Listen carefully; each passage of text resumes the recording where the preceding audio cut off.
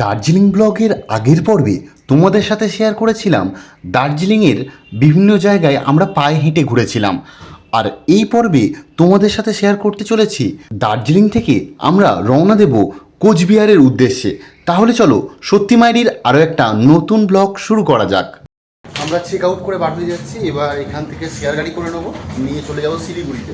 ওখান থেকে বাস ধরে যাব নিউ কোচবিহার। এখান থেকে শেয়ার ট্যাক্সি করে নেবো, মানে শেয়ার গাড়ি করে নেবো। আর দেখা যাক চারজন আছি কত কি বলে ভাড়া।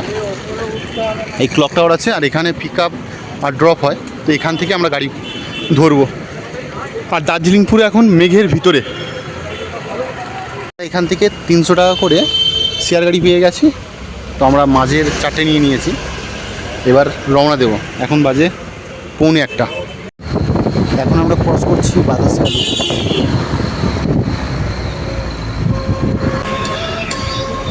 এখন আমরা পার করতে চলেছি ভারত তথা এশিয়ার উচ্চতম রেলওয়ে স্টেশন ঘুম।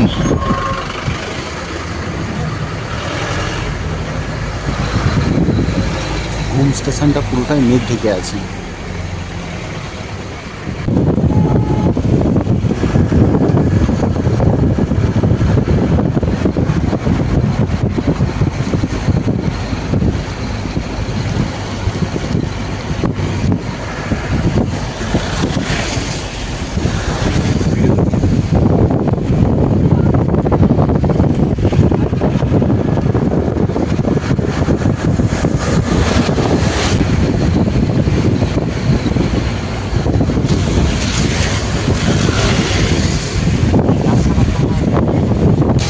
এখন আমরা পার করছি সোনাদা রেলওয়ে স্টেশন।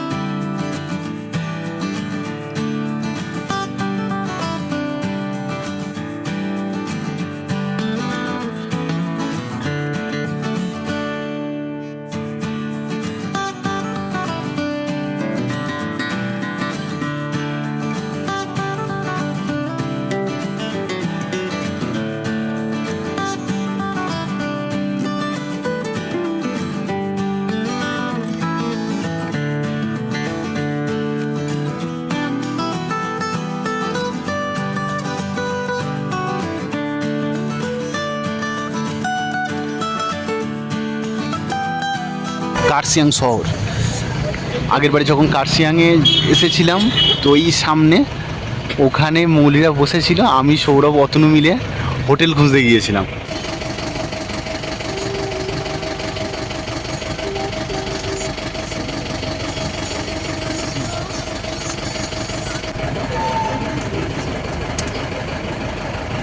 কার্শিয়াং স্টেশন।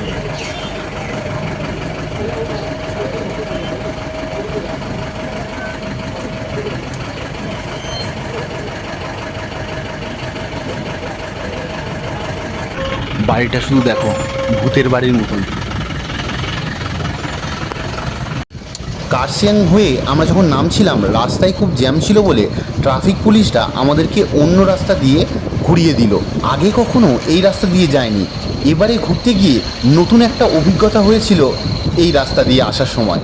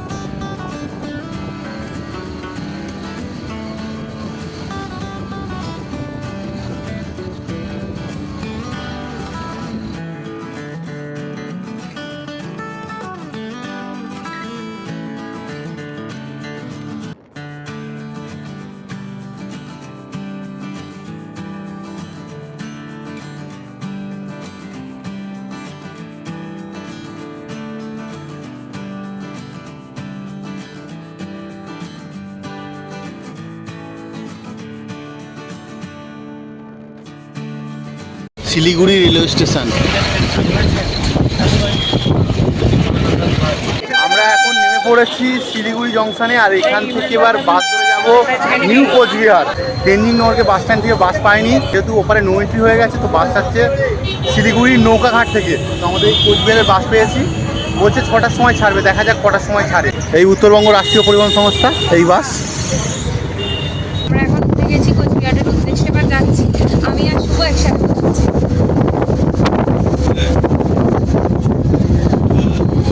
আর সৌরভ আর আমি সামনে বসেছি।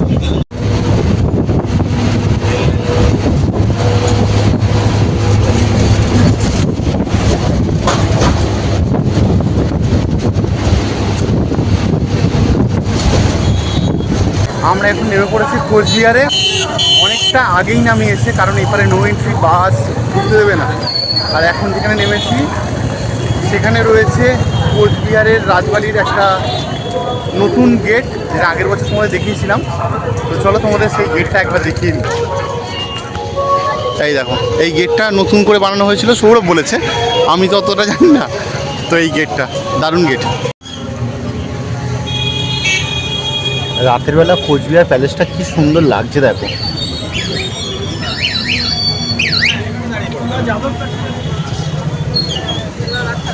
এইখান থেকে দেখা যাবে।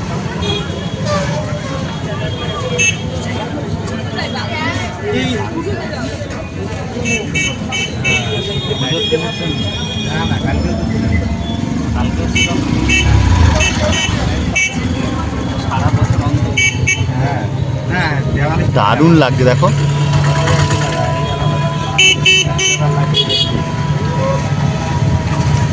কোচবিহারের প্রাণকেন্দ্র সাগরদিঘি, আর আমরা চলে এসেছি। আর একটুখানি বাকি আছে। বাঁ দিকে গেলে বড়দেবীর মন্দির, আর আমরা এই ডান দিকে যাব এই ছোট গেটটায়।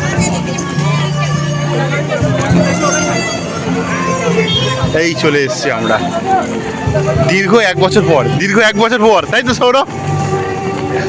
আমরা দার্জিলিং ঘুরে চলে এসেছি কোচবিহারে। এখন যাচ্ছি আমরা কোচবিহারের বড়দেবীর মন্দির। এই রাস্তাটায় প্রচুর ভিড় আছে।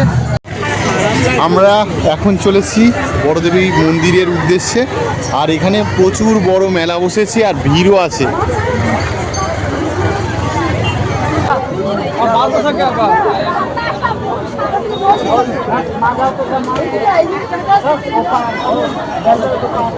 এখানে প্রচলন রয়েছে যে মাকে বাতাসা উৎসর্গ করা হয়, আর সেটা পুরোপুরি ছুঁড়ে দেওয়া হয়। মৌলি এখন ছুঁড়ে বাতাসা দিচ্ছে। আমরাও বাতাসা কিনেছি, এটাই ছুঁড়ে দেওয়া হচ্ছে মায়ের উদ্দেশ্যে। আমরা এখন সাগরদিঘির পাড় ধরে হেঁটে যাচ্ছি। তো এরপরে সৌরভ জানে কোথায় আমাদের ঠাকুর দেখতে নিয়ে যাবে। আমরা সবাই খুব এক্সস্টেড, আজকেই নেমেছি দার্জিলিং থেকে। প্রায় 8 ঘন্টার জার্নি। এখন বাজে ঘড়িতে 11:30, আর আমরা যাচ্ছি ঘড়ি মোড়ের দিকে। তো দোকানপাট সব বন্ধ হয়ে গেছে। চলে এসেছি রাতের খাবার খেতে, আর এখানে সৌরভ নিয়েছে চিকেন চাপ, তবে এটা চাপ না, এটা ঝোল। আর এটা বিরিয়ানি, চিকেন বিরিয়ানি নিয়েছে, ডিম আছে। মৌলিয়ার আমি নিয়েছি চিকেন মোগলাই কম্বো।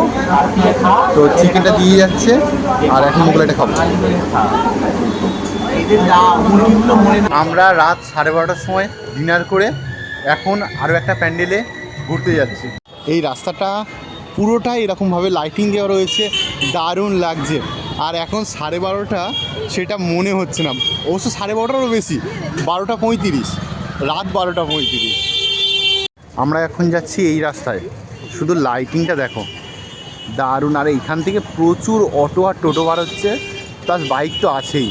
আমরা ঘুরতে ঘুরতে আরও একটা প্যান্ডেলে চলে এসেছি, আর এটা পুরোটাই দেখো জীবন্ত গাছ, আর প্যান্ডেলটাও সবুজ, লাইটিংগুলোও সবুজ।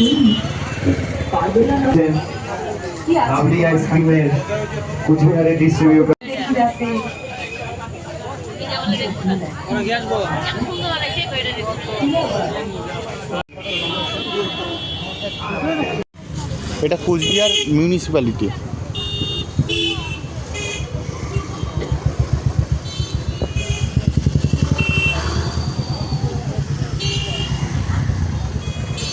আমরা সাগরদিঘির পাড় দিয়ে এখন হেঁটে হেঁটে যাচ্ছি। রাত্রি 1:15। এটা কোচবিহার এসপি অফিস। কোচবিহারের যাবতীয় যে সরকারি অফিসগুলো রয়েছে সব কিন্তু এই সাগরদিঘির চারপাশেই রয়েছে। দার্জিলিং থেকে কোচবিহারে আসার ব্লগটা এই পর্যন্ত রইল। দেখা হচ্ছে পরবর্তী কোনো ব্লগে।